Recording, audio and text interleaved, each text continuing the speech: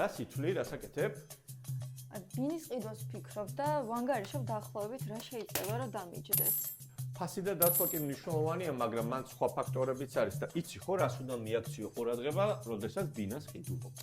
კი, ხო ვაკვირდები მაგალითად უბანს, პარკინგი თუ არის, მაღაზიები თუ არის, ტრანსპორტი თუ მოძრაობს, ეგეთ რაღაცებს ვაკვირდები და ვიკვლევ კი. ხო, მაგის გარდა ასევე მნიშვნელოვანია იცოდე ვინ აშენებს, ხო, აი დეველოპერი ვინ არის, კომპანია, რამდენად დროულად დაასრულებენ, იქ სამეზობლოში ხმაური ხო არ არის, ვთქვათ და გარემო როგორია და უბანი როგორია, ესეც ძალიან მნიშვნელოვანია. მეტროსთან რამდენად ახლოს არის, ზოგადად ბინას ვთქვათ მზე საიდან უდგება, თბოიზოლაცია, ენერგოეფექტურობა. მოკლედ ძალიან ბევრი ფაქტორია, რომელსაც ყურადღება უნდა მიაქციო და გაითვალისწინო. როგორ ფიქრობ, თეთრი კარკასი ვიყიდო, შავი თუ მწვანე?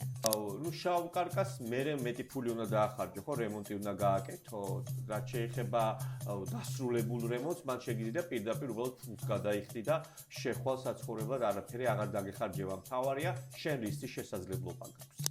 დანაზოგი კი მაქვს, მაგრამ ალბათ არ მეყოფა და სესხის გაკეთება მომიწევს და მაგაშიც დამჭირდება შენი დახმარება და ისე სესხებზე გადავიღოთ შემდეგი ვიდეო რა სიტყვი.